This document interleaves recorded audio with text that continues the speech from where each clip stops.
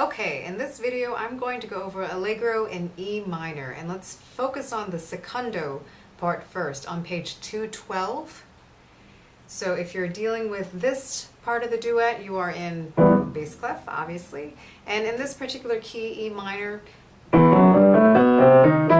run through the harmonic E minor scale first to get both the F sharp and the D sharp in your ears.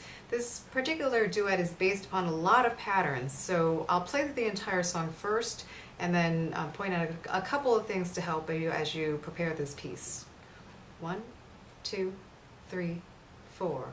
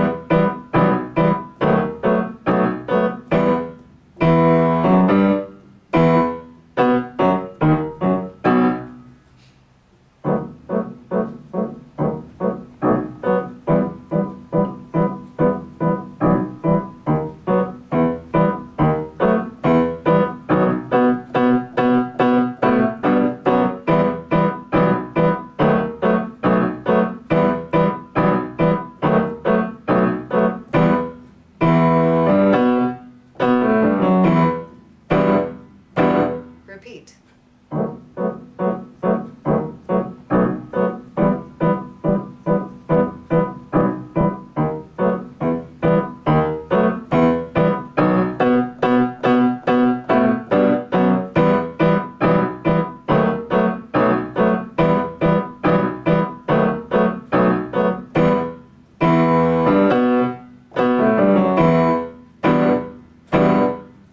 So with this piece, the two dynamic markings that you'll see, piano forte or fortissimo, should give you a sense of the extremes that you should be practicing with your dynamics. Now again, it's a lot of repeated patterns. Obviously a lot of chords in your right hand. Really only have two different chords at the beginning of the first half of this song. And then each section, the first 8 measures, the second half measures 9 through 16. They start with chords, and then you have this idea that's played in both hands in measure 7, and then in measure 15.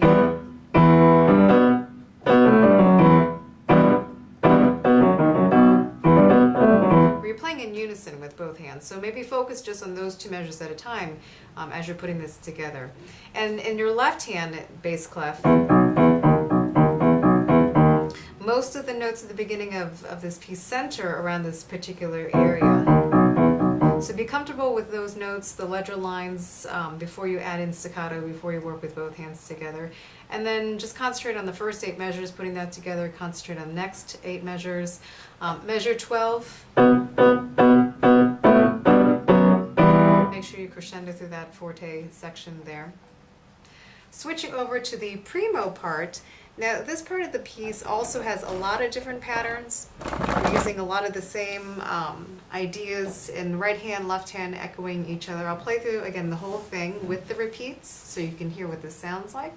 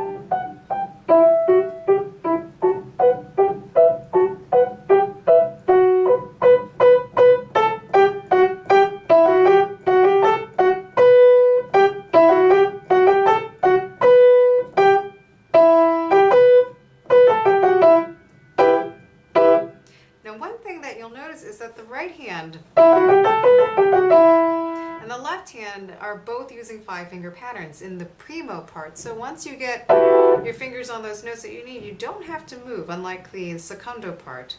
So this is actually written in an E minor pentascale. Okay. And if you notice, it's an imitative piece in that the right hand plays this little figure, and the left hand also imitates, but it starts at the same time. So at the beginning, maybe take out those chords, anything that's not part of. Just practice that, and then make sure that you're comfortable left hand and right hand echoing each other. In measure 5, we have a unison section. So both hands are playing at the same pitches in unison together, and that continues on into the end of the first half at measure 7. In the second half of this piece, starting in measure 9, same thing. The right hand says it plays a little melody, but instead of echoing exactly, the left hand kind of responds, and then we have. So what's happening is in measures 9 and 10, they aren't imitating each other, but they are playing a pattern in measure 8, and then it shifts down for measure 9, for measure 10. In measure 11, if you're having trouble with that particular coordination, take out the staccatos. And one thing you notice is that your thumbs at least always play together. The outer notes are different. But it's finger 4 together, and then your thumbs are together there. Thumbs are together there. So that might be a trickier section to put together. And then you go back into unison.